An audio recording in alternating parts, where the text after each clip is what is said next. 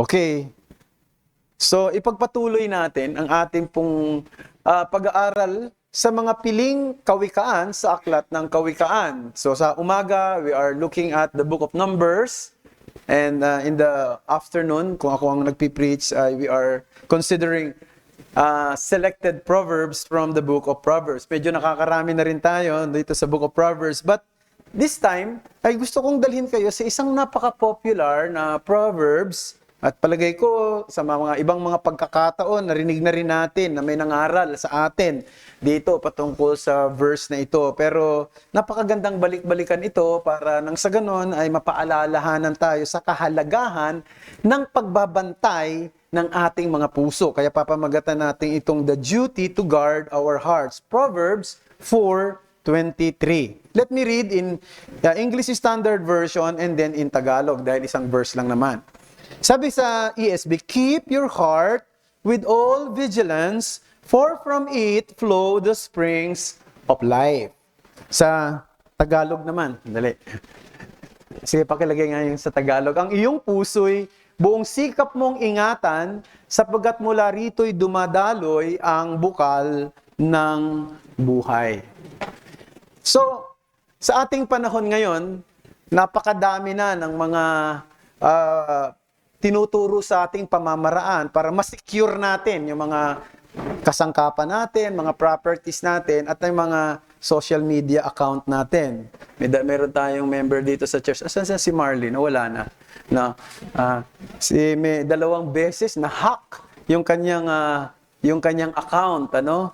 Kaya paalala talaga sa atin ng mga experts sa technology ay dapat yung mga security feature gamitin natin para hindi tayo ma-hack o hindi mas mapasok ng mga mapanghimasok ang mga pribado nating mga social media account para rin sa ikabubuti natin. Sa atin namang panahon ngayon, kahit na sa mga kasangkapan natin, ngayon nga dito sa church, meron na tayong CCTV, no? Kaya malaking bagay din yan. Ibang klase itong CCTV natin, paggabi, pag dumating ka rito, biglang umiilaw no? Parang sadyang iilawang ka para maging aware ka na, merong nagbabantay sa'yo, no? May tumitingin sa'yo. So, mahalaga na rin ngayon yan dahil alam din natin na maraming mga gumagawa ng kapinsalaan o panghihimasok sa mga tao, sa mga kasangkapan na hindi naman kanila. Sa larangang espiritual, mga kapatid, napakahalaga na meron din tayong dapat bantayan.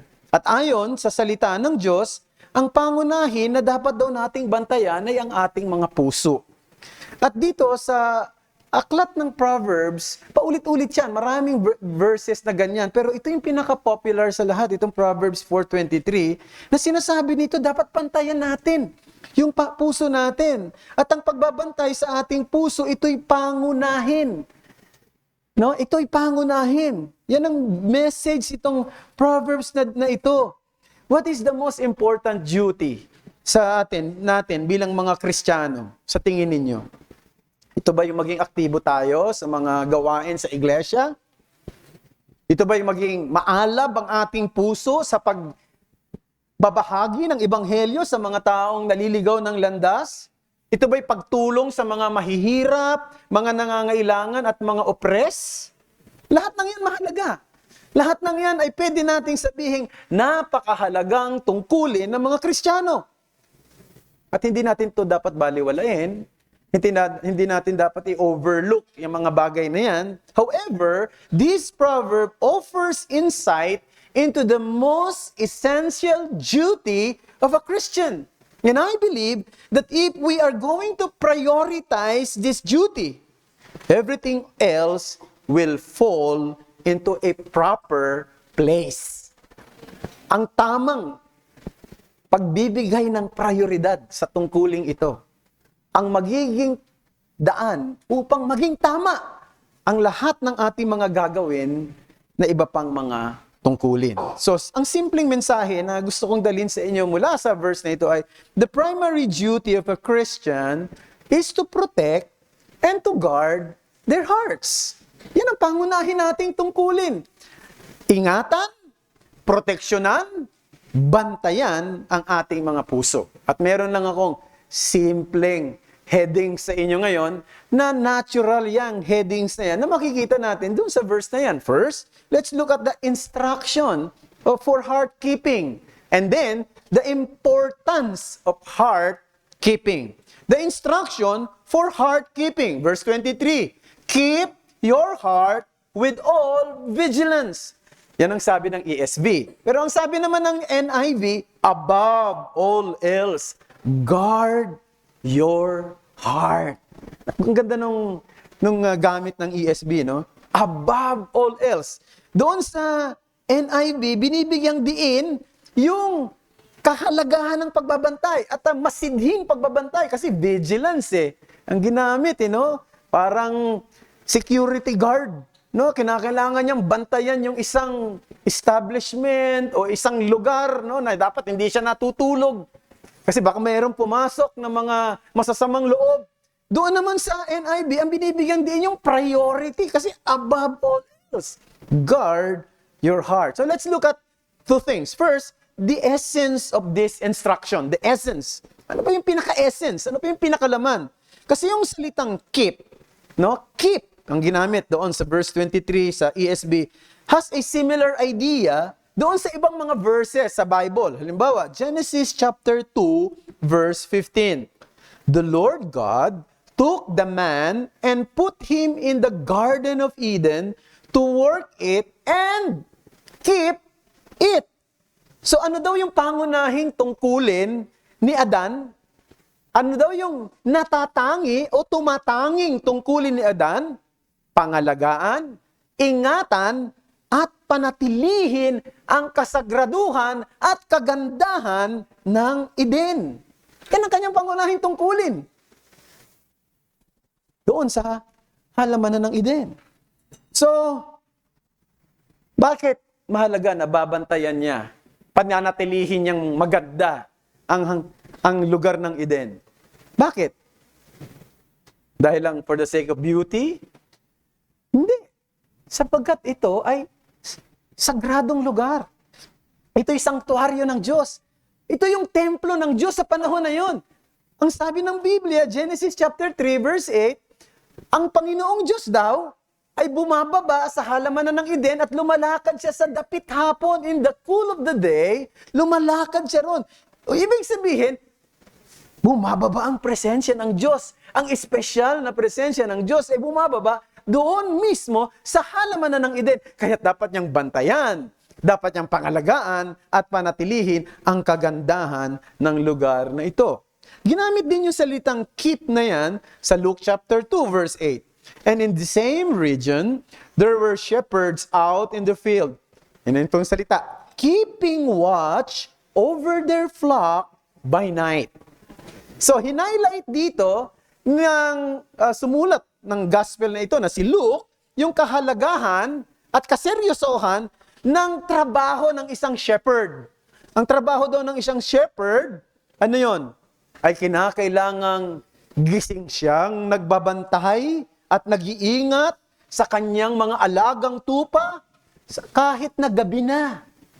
No? In the cool of the night, malamig. At pangalawa ay gabi na, madilim, ang mga tao, tulog na lahat. Pero ikay gising pa rin para bantayan yung mga tupa mo. Maaari kasing sa gabi, dito sumalakay ang mga wild animals. Dito dumating ang mga magnanakaw. O ito rin yung pagkakataon na maaring ang mga tupa ay makawala. O maligaw ng landas, mayroong risk of wandering para sa kanila. Kaya the shepherd was there to keep their flock. So, this is the kind of keeping or guarding that we ought to do with our hearts. Ganun daw. Natin dapat binabantayan ang ating mga puso. Para bang ang puso natin ay parang isang klase ng kampo o garrison na maaring salakayin ng mga kaaway, no? Kung hindi natin ito babantayan. Baka pasukin. Baka salakayin ng mga kalaban sa labas kung hindi natin ito babantayan. So, mahalagang pagbabantay. Bakit? Kasi ang puso ang sentro, o pwede natin gamitin yung salita sa wikang English na citadel, o kuta, ng ating buong pagkatao. It is what we call the inner man. Yung puso, yun yung panloob na pagkatao natin.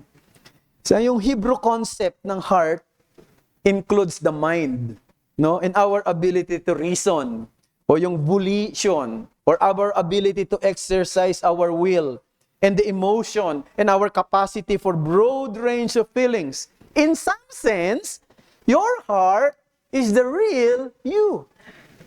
Ang puso mo, ikaw yun. Ikaw yung totoong yan. No, yung puso mo. Hindi lang yung ikaw yan sa kilos mo, sa itsura mo, no? Sa idiosyncrasies mo, o sa mga personalidad mo. Ang totoong ikaw ay yung puso mo. Yung laman ng puso mo. Sapagkat yung puso mo, nandoon ang isip mo, nandoon ang damdamin mo, nandoon ang kalooban mo. Yan ang totoong ikaw. So napakahalaga pala ng pagbabantay nitong ating mga puso. Yan yung essence ng instruction. Now let's go to the earnestness of the instruction. So the essence and the earnestness, sabi doon, with all vigilance. Yan ang sinabi, no? Tapos sabi sa ESV, sa NIV, above all else. So as I said kanina, the emphasis of ESV, no, is on the so-called alertness. We have to be alert. We have to be wake up at all times. While the NIV conveys the sense of priority.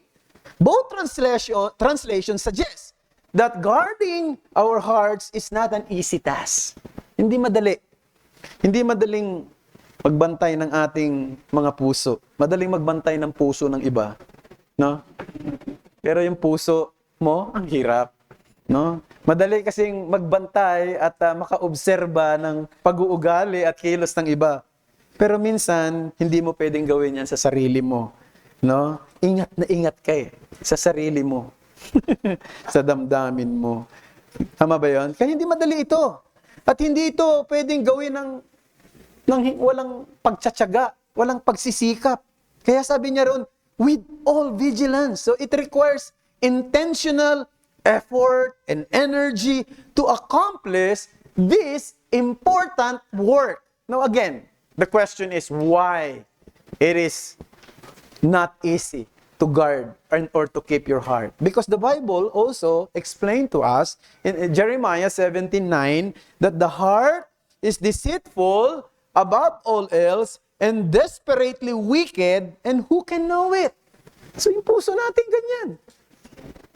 No? Manlilin lang, mandaraya, at masama. Note natin yung sinabi ng preacher sa Book of Ecclesiastes.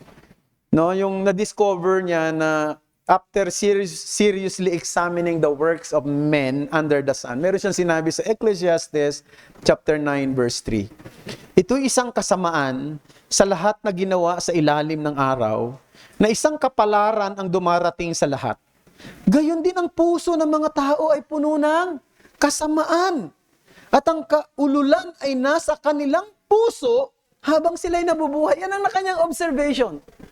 No? Isang taong matalino na tiningnan niya ang mga pangyayari. Of course, tiningnan niya rin ang kanyang sarili, tiningnan niya ang buhay ng ibang tao, tiningnan niya ang sitwasyon, ang kasaysayan, at sa kanyang obserbasyon, ang puso ng tao ay maraming laman at marami doon ay kasamaan. No? Kaululan ang ginamit pang salita. No, if you take a moment to examine your heart, you will likely realize that certain attitudes may surprise you. Di ba? Habang tumatagal ang taon sa inyong paglilingkod bilang Christian, may iba sa atin dito matagal-tagal ng Kristiyano, no? Kahit na kayo mga Christian na, tayong mga Christian na, mapapansin nyo, meron pa rin kasalanan no? Na naglalurk within doon sa puso natin. Ibig sabihin, kahit may bago na tayong puso, by virtue of regeneration, dahil tayo ay pinanganak na muli, meron pa rin natitirang kasalanan na dapat nating kilalanin dapat nating labanan at dapat nating huwag payagan na kumontrol ng ating kalooban. Ang pagbabantay ng ating puso ay napakahalaga. At ang totoo, ang pagbabantay ng ating puso ay isang klase ng depensa na siyang magsisilbing pinakamagandang opensa. Di ba? Narinig nyo na yung salitang yan? The best defense is the good offense. So, ang pinakamagandang depensa, ang siyang pinakamahusay mong opensa. Ang pagbabantay ng puso ay isang depensa, pero sa pagdidepensa mo, sa puso mo, ikaw ay nagkakaroon ng opensa doon sa gawa ng kasalanan at sa gawa ng dyablo. At iyong isinusulong ang katuwiran at ang mga bagay na may kinalaman sa kaharian ng Diyos. Therefore, the main duty of a Christian is indeed to keep his heart. That's the main duty of a Christian. Bakit? Tulad ka na sinabi ko, di ba? Pagiging aktibo sa church. Maganda yun. At gusto ko yun. At gusto natin yun na makita sa bawat miyembro ng church natin, very active sa ministry. Which nakikita naman natin na mas marami sa atin dito very active, no, involved sa mga ministry, sa mga men, sa women, sa young adults, sa young people. No? At we are so thankful for that. Now, we are so active sa ministry. Yung iba naman sa atin, active in terms of sharing the gospel, inviting people to attend our worship service. Yes, all of them are important duties. Pero gusto kong sabihin sa bawat isa na hindi tayo magiging isang mabisang tagapangaral at tagapaglahad ng ebanghelyo kung punong-puno ng impurities yung puso natin. Hindi rin tayo magiging isang mabisang naglilingkod at aktibo at involved sa mga gawain ng iglesia kung ang puso natin ay maraming mga kalikuan. Kinakailangan tama ang puso natin para maging mabisa tayong lingkod ng Diyos sa lahat ng ating mga ginagawa. Parang walang pinagkaiba yan eh. Kapag ang isang bansa na gustong tumulong sa ibang bansa, dapat tiyakin muna nila na matatag ang kanilang bansa. Tama? Kinakailangan matatag sila sa, halimbawa, kung gusto nilang tulungan ng isang bansa pagdating sa kanilang military aspect. So, they have to make sure that they are really strong in terms of their military aspect. So, similarly, a preacher who desires to nourish other souls with the Word of God must also ensure he is spiritually nourished himself. No? Likewise, ang isang Kristiyano na gustong maglingkod sa Panginoon sa pamamagitan ng pag-i-encourage, pagtulong, pagpapalakas sa pananampalataya, dapat i-apply niya muna sa sarili niya yung pangangalaga sa kanyang sariling kaluluwa. No? Kasi hindi ka naman talaga magiging isang mabuting tagapayo kung ikaw mismo hindi mo pinangangalagaan ang sarili mo. Hindi makikinig sa iyo yung tao. No? Baka sabihin sa'yo, ikaw, hindi ka naman ganun. No? Ikaw muna. No? Ikaw muna. Kaya sabi ni Pablo, 1 Corinthians chapter 9 verse 27, ngunit sinusupil ko ang aking katawan at ginagawa itong alipin upang pagkatapos na makapangaral ako sa iba, ako mismo ay hindi itakwil. Yan ang matindi. No?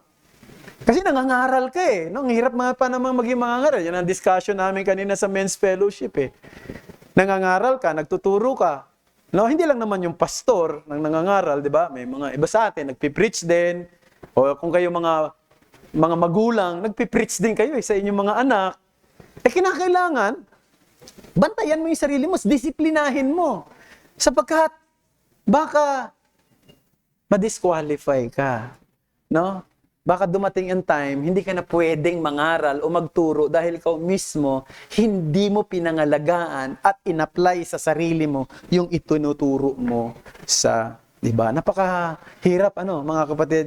Kaya kailangang ipanalangin natin ang ating sarili, na mabantayan natin ang ating puso at ang sino man sa atin dito. So yung una, the instruction of heart keeping. Let's go to the second heading. The importance of heart keeping. Verse 23b. For from it flow the springs of life. Now, mayroong dalawang implications yung salitang yun. First of all, heart shapes mindsets.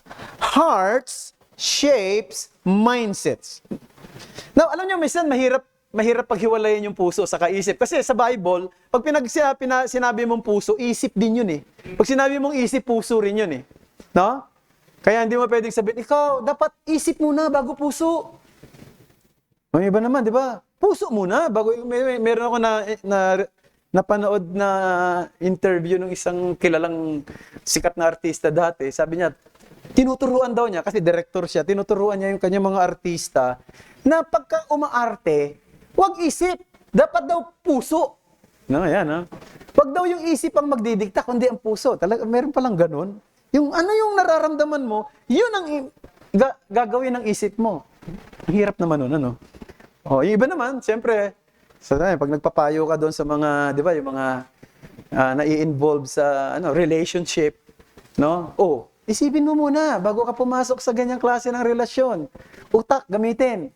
Wag lang yung damdamin. Wag lang nakakita ka ng pogi, yun na kagad. No, cute, yun na kagad. Ang ganda kasi ng ilong, ng mata. No, yun, puro panlabas. Gamitin mo, isip mo. Ito bang taong ito, makakatulong sa'yo. Di ba? Ganyan mga payo, no? Usual na payo naman. Pero ang totoo, hirap paghiwalayin yan. Mahirap paghiwalayin yung isip sa kapuso eh. Kasi para magkasama naman yan eh. No?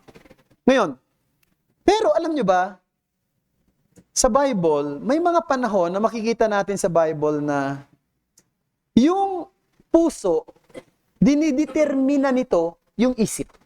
There are times that the hearts determine the thoughts. Now, to give you an example, Matthew chapter 15, verse 19a. Sabi, for out of the heart come, what? Evil thoughts. Oh, parang nakita niyo? Yung puso, nagdidikta sa isip. Masama yung puso, kaya masama yung iniisip. Kita niyo, may mga ganong instances. Sabi, Jeremiah 24 verse 7, I will give them a heart to know, that's mine, that I am the Lord.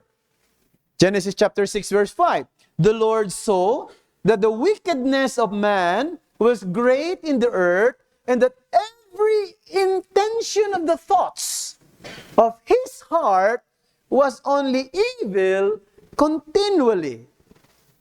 So here, we can see that there is connection between the heart and the way we think. Kung ano yung laman ng puso, ano yung ugali ng puso, karakter ng puso, yun ang nagtutulak din kung anong iniisip natin. Kaya ang isang puso na nag-given over to impurity and rebellion can no longer sustain sound judgment. Huh? The roots of all good reasoning reach down into the condition of the heart. Let me underscore that. The roots of all good reasoning reach down into the condition of the heart. Because the heart shapes mindsets.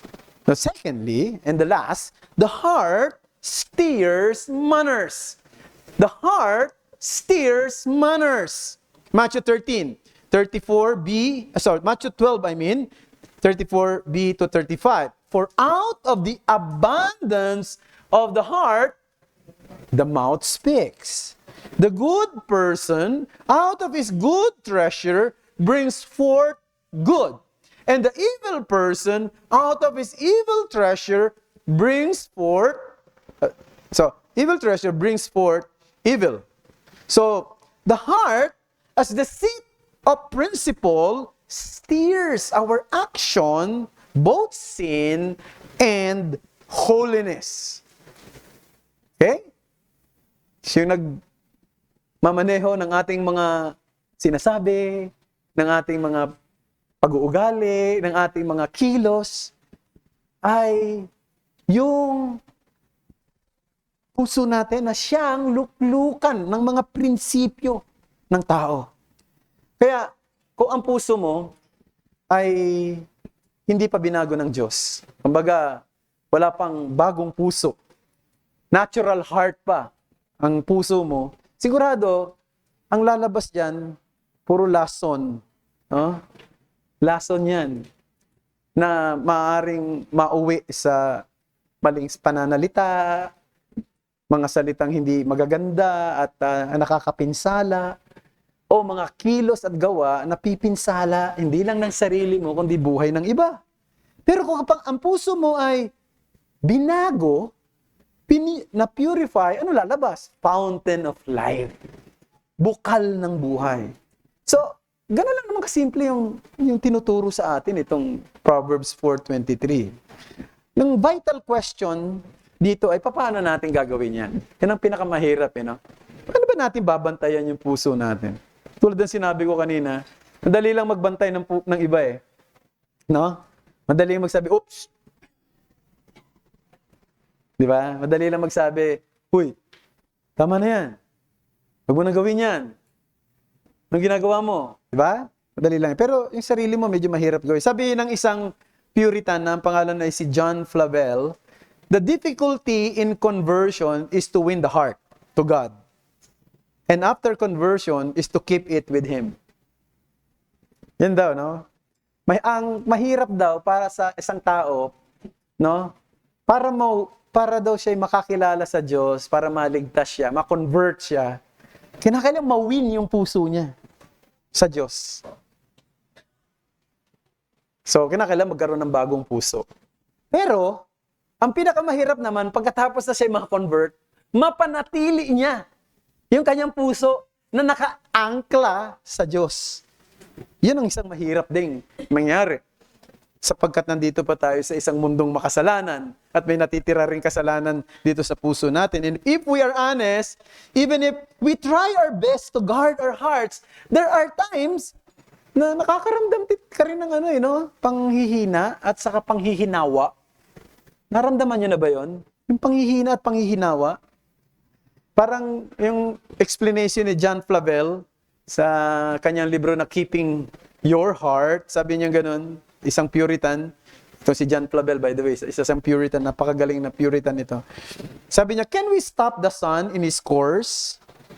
Can we make the river water run backward?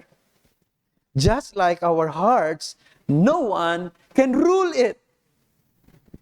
Tama? Hirap daw. I-rule ng puso natin. Pero ito yung mabuting balita. John chapter 15 verse 5. Sabi ng Panginoong Jesus, I am the vine, you are the branches, whoever abides in me, and I in him, it is he that bears much fruit. For apart from me, you can do nothing. So yun yung blessing. Kasi sa totoo lang, napakahirap i-rule yung heart eh. Napakahirap talaga eh. Kung papaanong mahirap pigilin ang pagsikat ng araw at paglubog nito, mahirap din pigilin ang pusong natin, no? Na gawin kung ano yung tama at pigilin na gumawa ng mali. Kaya nga, napakaganda ng punto na si Kristo lang ang pag-asa natin. Si Kristo lang lagi. Hindi siya pag-asa lang para sa kaligtasan natin, kundi pag-asa rin siya para tayo makapamuhay ng tama, ng ayon sa kalooban ng Diyos. Kaya sabi niya, manatili kayo sa akin at ako sa inyo. Sapagkat kung hiwalay kayo sa akin, wala kayong magagawa. So ang tanong lagi, tayo ba laging nakatingin kay Jesus? Lagi ba tayong nananatili sa Kanya? Yun lagi ang pinag-uusapan dito eh. Sapagkat ang trabaho sa atin, pero kay Jesus ang kalakasan. Ang responsibilidad ay sa atin, pero kay Jesus ang kakayanan. So wag nating kalimutan yan. The issue at hand, brothers and sisters, is not about perfecting our responsibility. So naging perfect ba yung pagbabantay nyo ng puso ninyo nitong linggong itong dumaan? itong buwan na dumaan.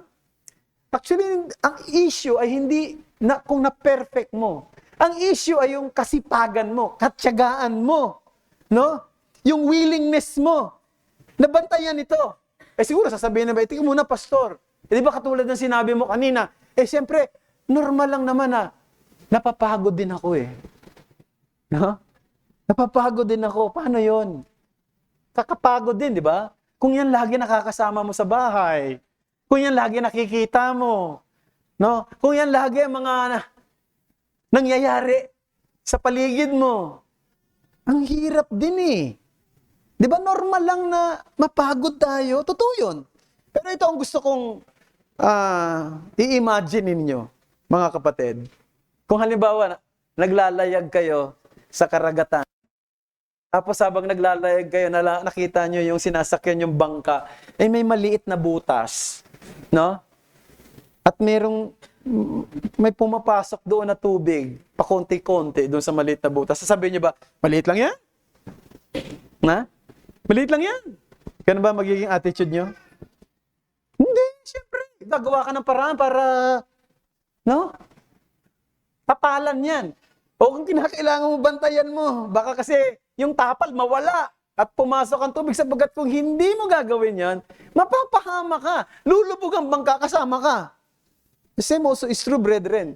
Totoo, may mga panahon na we feel weary in doing good things, especially our responsibility to guard ourselves, to guard our hearts, to guard our minds. But we have to do this because this is important. Because what is at stake is our own very life. So we must guard our hearts.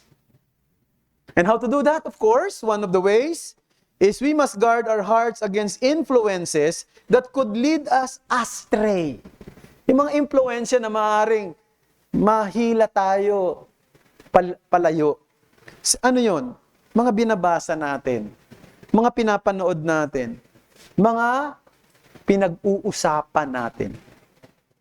Maging masipag tayo sa pag-expose ng sarili natin. Saan? Sa mga bagay na magbibigay lakas at katatagan ng ating puso, ng ating pananampalataya. Walang iba, kundi ang salita ng Diyos. Kaya nga, huwag nating pabayaan yung mga pagkakatipon na mayroong pangangaral ang salita. Yung mga activities na nandoon pinag-uusapan ang salita ng Diyos. Huwag nating pabayaan yung sarili nating devotion sa Panginoon. Yung ating personal na pakikipag-usap at pagbabasa ng kanyang salita. At sa spare time nyo, alam ko mga busy ang marami, at kung meron kayong spare time, kaysa sa kung ano-ano mga games ng mga nilalaro nyo dyan, no? Hindi ko naman sinasabing masama yan. Manood na lang kayo ng mga preaching sa YouTube ng mga faithful preachers. Makakatulong pa sa inyo. 'Di ba? Minsan, yan ang time ko. Nagbabasa ako ng mga maliliit lang na mga materials, mga article, mga madaling basahin, mga maikli lang para hindi ka maantok. Diba? Or manood ka ng mga clips na mga preaching clips or what. Makakatulong ang lahat ng yan Isa pa, iwasan natin yung mga tao na maaaring maghila sa atin, papalayo sa Diyos. Iwasan natin ang mga lugar na maaaring maghulog sa atin sa pagkakamali. Do not go to the place where you will fall. Tama ba yan? Ha?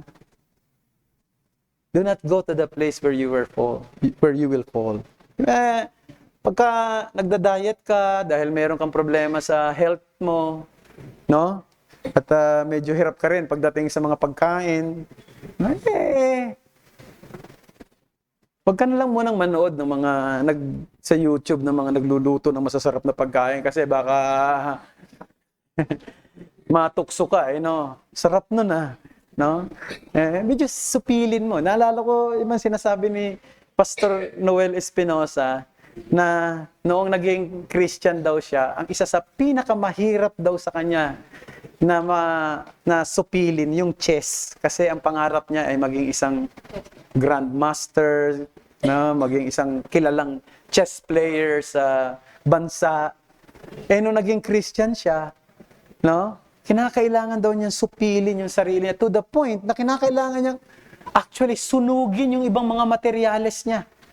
Kasi yun daw ang doon siya hirap na hirap. Hindi daw siya hirap sa ibang bagay. Pero pagka naalala niya yung chess, nag-iiba na naman yung kanyang pakiramdam.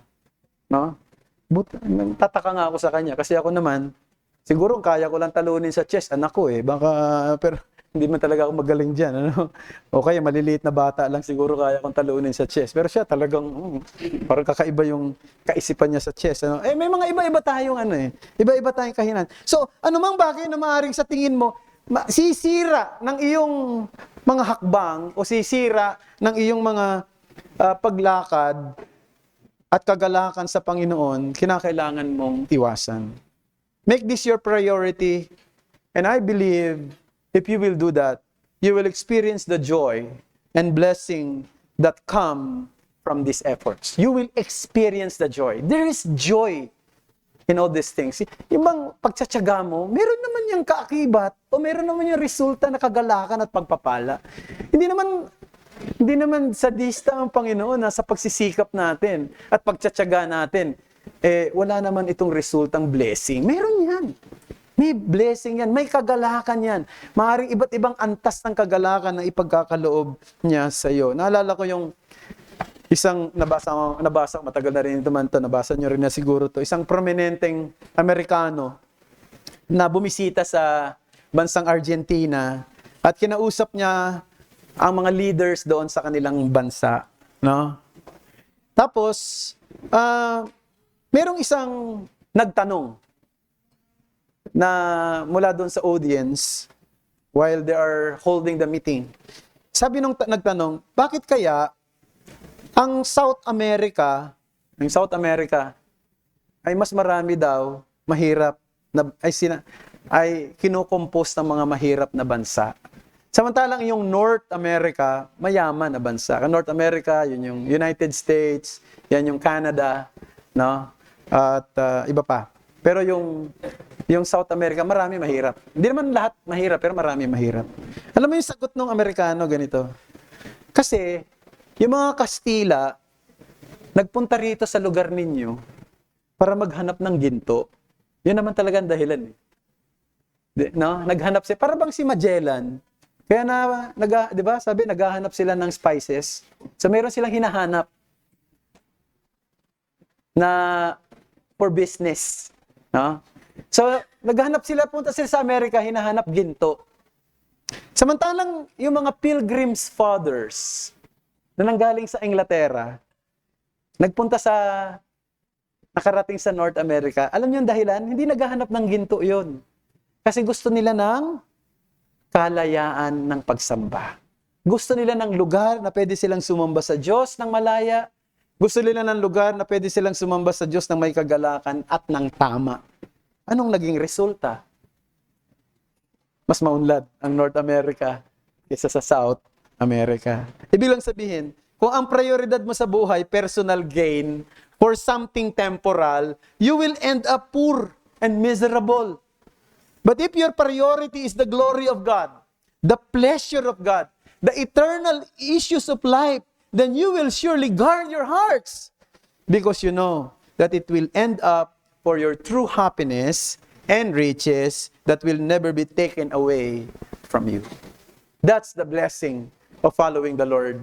That's the blessing of keeping your heart. But if you are unbelievers, kung ikaw ay hindi pa mananampalataya, hindi mo talaga maiingatan ang puso mo ng tama. No? Sigurado hindi. Magiging bigo ka lagi. Ano mong kailangan mo? Bagong puso. Ang kailangan mo, bagong spirito. Kailangan mo, bagong puso. Yung pusong bato ay dapat maging pusong laman. Kaya hingin mo ang awa ng Diyos. Humingi ka sa Kanya ng awa. Tulungan Kanya na bigyan ng liwanag at pagkaunawa. At tinitiyak ko sa iyo, dadalhin ka ng Diyos kay Kristo Jesus. Hindi lang Kanya ililigtas sa iyong kasalanan. Hindi ka lang niya bibigyan ng biyaya ng kaligtasan. Tutulungan Kanyang mamuhay ng ayon sa Kanyang kalooban sapagkat si Jesus, hindi lang siya tagapagligtas. instruktor din siya ng ating mga kaluluwa. Manalangin tayo. Maraming salamat sa mga salita mo na napagbulayan namin sa hapong ito, Panginoong Diyos, dito sa aklat ng Kawikahan. Patuloy nawa ninyo na tulungan kami na mabantayan namin ang aming mga puso, mabantayan namin ang aming mga sarili. Sapagkat sabi ng iyong salita, dito nanggagaling ang fountain of life. So we pray na tulungan nyo kami sa bagay na ito, hindi ito madali, kaya kailangan naming manatili lagi kay Kristo, sa kanyang salita, sa kanyang kalooban, manatili na nananalangin, nakikipag-usap, nakikipag-ugnay sa kanya sa lahat ng panahon ng aming buhay. Tingnan ang kanyang mga lakad sa iyong mga salita at ito ay aming gayahin. Marami pong salamat muli at samahan nyo kami sa paghihiwalay namin ngayong araw na ito. I-bless nyo ang lahat ng mga natutunan namin mula pa kaninang umaga hanggang sa hapong ito. Ingatan mo ang aming mga kapatid, sila Pastor Mon at ang kanyang family, si Michelle sa kanilang pag-uwi patungo sa Montalban, kung paanong iningatan nyo rin ang aming mga kapatid na galing sa Montalban na nakabalik sa aming piling ngayon. Thank you and we praise you and trust you the rest of the time. And this is our prayer in Jesus' name. Amen.